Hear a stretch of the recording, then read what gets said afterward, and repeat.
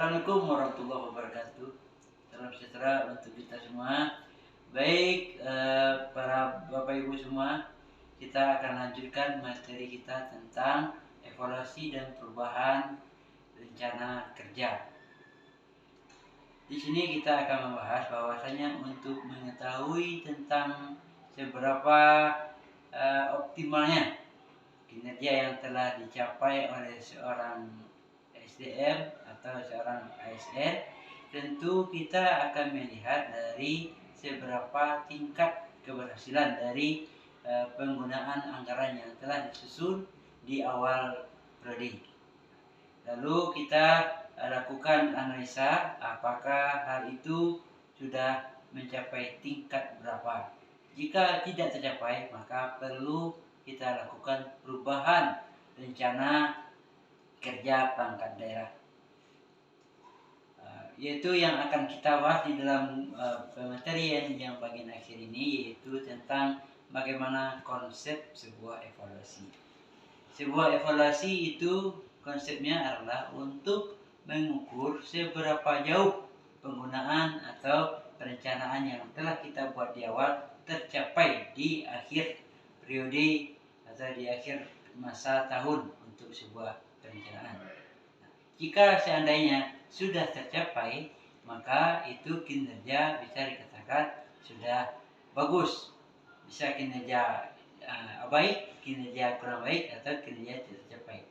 Nah, yang kita khawatirkan adalah ketika di pertengahan tahun, ketika kita akan melakukan suatu kegiatan, ternyata itu tidak sesuai dengan situasi dan kondisi, tidak sesuai dengan keadaan yang sesungguhnya. Maka kita perlu melakukan perubahan. Itulah adanya perubahan dari rencana kerja. Lalu apa sih yang merupakan urgensi atau pentingnya melakukan evaluasi itu?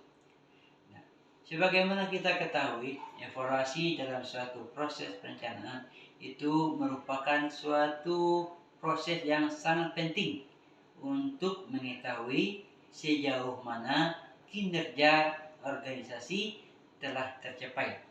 Nah, untuk mengetahui apakah sudah tercapai atau belum, maka perlu kita lakukan evaluasi.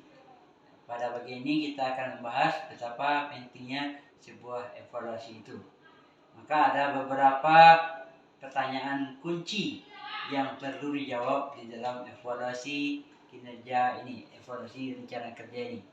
Yaitu yang pertama, apakah prioritas yang telah ditentukan sudah tercapai? Apakah prioritas yang telah ditetapkan oleh pemerintah daerah atau pimpinan daerah itu sudah tercapai atau belum? Apakah rencana kerja yang telah kita buat itu dia sudah bisa mencapai jangka waktu yang telah sesuai atau sudah memenuhi kriteria SMART yang kita senjawa, sudah spesifik, sudah ada manfaatnya secara menyerata kepada masyarakat, atau sudah ada feedback dari masyarakat yang merasakan dari kegiatan itu atau dari rencana yang kita buat sudah mendapatkan suatu legitimasi dari masyarakat atau belum. Ini yang perlu kita lihat.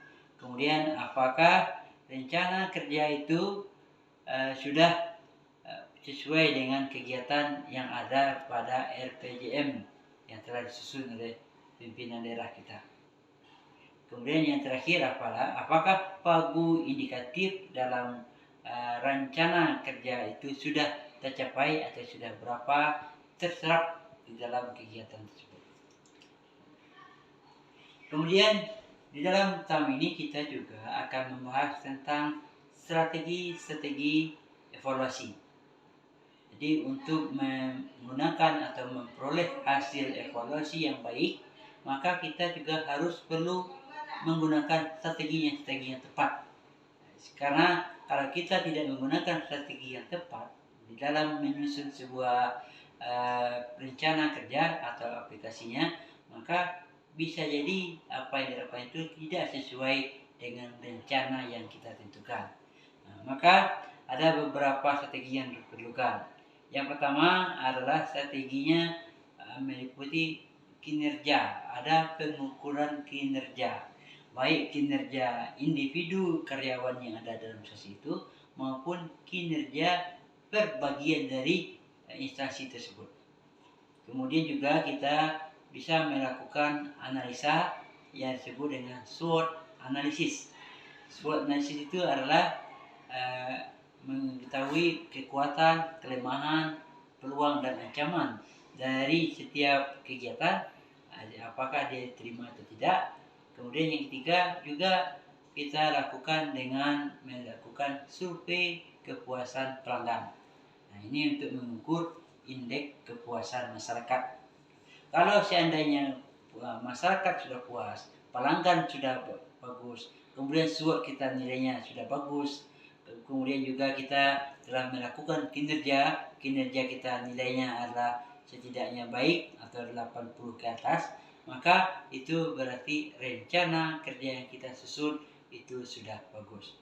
Tapi kalau tidak, maka perlu kita revisi, kita evaluasi untuk tahun yang akan datang, bagaimana, apa dan cara-cara yang kita gunakan untuk mencapai aplikasi dari rencana kerja tersebut. Kemudian di dalam pokok pembahasan ini juga kita akan membahas tentang mekanisme evaluasi pelaksanaan dari evaluasi tersebut. Jadi ada beberapa mekanismenya.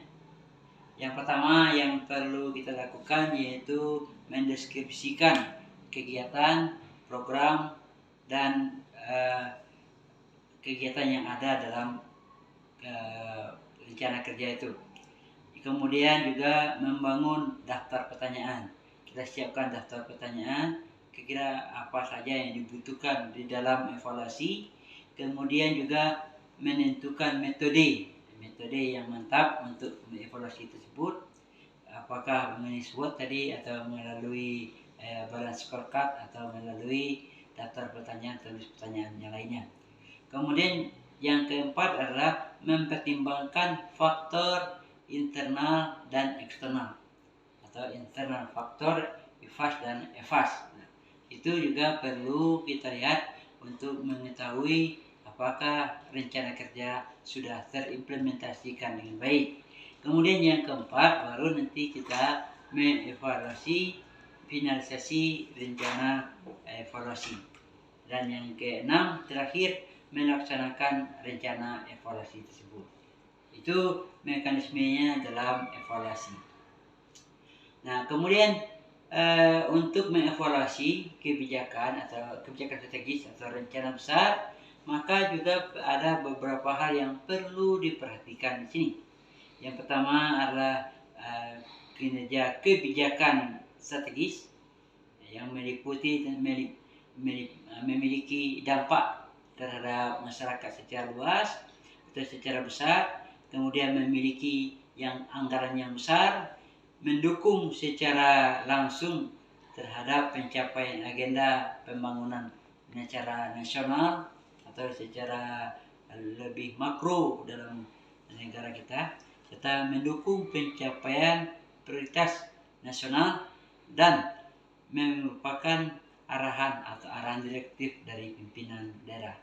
Nah, itu kita evaluasi. Itu yang pertama dulu dievaluasi, apakah prioritas nasional itu tercapai, apakah arahan direktif dari pimpinan atau presiden atau dari gubernur sudah tercapai atau belum. Ini sesuai dengan Undang-Undang Nomor 25 Tahun 2004 tentang Sistem Perencanaan Pembangunan Nasional, maka Renja SKPD itu harus mengacu kepada RPJP daerah yang telah disusun bersama-sama pemerintah daerah, baik gubernur atau dengan DPRD atau bupati dengan DPRD kabupaten kota. Setelah kita lakukan evaluasi, maka tahap berikutnya yang terpenting adalah perubahan rencana kerja. Nah, untuk apa lakukan perubahan? Jadi kalau seandainya rencana kerja itu tidak sesuai dengan kondisi tahun ini bisa dirubah tahun ini, atau kalau tidak untuk perbaikan di masa yang akan datang, agar tidak terjadi lagi kesalahan-kesalahan di dalam sebuah perencanaan. Nah, jadi implementasi perubahan itu merupakan evaluasi yang menentukan perubahan yang perlu dilakukan. Jadi merupakan implementasi yang membutuhkan perencanaan yang matang dan dukungan seluruh anggota organisasi untuk mewujudkan rencana yang telah disusun di awal tahun atau pada tahun sebelumnya. Perubahan rencana kerja itu sendiri merupakan hal yang penting untuk meningkatkan kinerja organisasi, karena yang di dalam organisasi itu akan selalu terjadi perubahan karena adanya perubahan perundang-undangan, perubahan kebijakan, perubahan kemauan dari pimpinan. Itu akan menyebabkan rencana kerja yang tidak disusun di awal tahun kadang berubah di pertengahan jalan. Kemudian perubahan rencana kerja juga membantu organisasi untuk relevan dan kompetitif, jadi sesuai dengan perkembangan zaman. Maka langkah-langkah yang dilakukan di dalam perubahan rencana kerja itu mulai dari Bapeda nanti dia mengajukan rancangan perubahan renja kepada kepala daerah melalui sekretaris daerah. Setelah mendapat persetujuan, baru nanti dibuatlah SK untuk perubahan, dan Bapeda nanti membagikan kepada masing-masing SKPD hal-hal apa saja yang dirubah di dalam rencana kerja masing-masing perangkat daerah. Kemudian yang terakhir, kesimpulan bahwasanya tahapan dari evaluasi rencana kerja ini merupakan suatu hal yang sangat penting untuk mengetahui tingkat pencapaian kinerja dan juga untuk mengetahui hal-hal apa saja yang perlu dilakukan perubahan. Jadi cukup sekian, terima kasih. Kalau ada yang mau bertanya, silakan dihubungi kami di BPSDM Provinsi Sumatera Barat, khususnya WI yang bergerak di bidang perencanaan. Bisa dikontak langsung nomor HP 08 12 60 32 9998. Nah, demikian. Selamat mengikuti dan terima kasih. Assalamualaikum warahmatullahi wabarakatuh.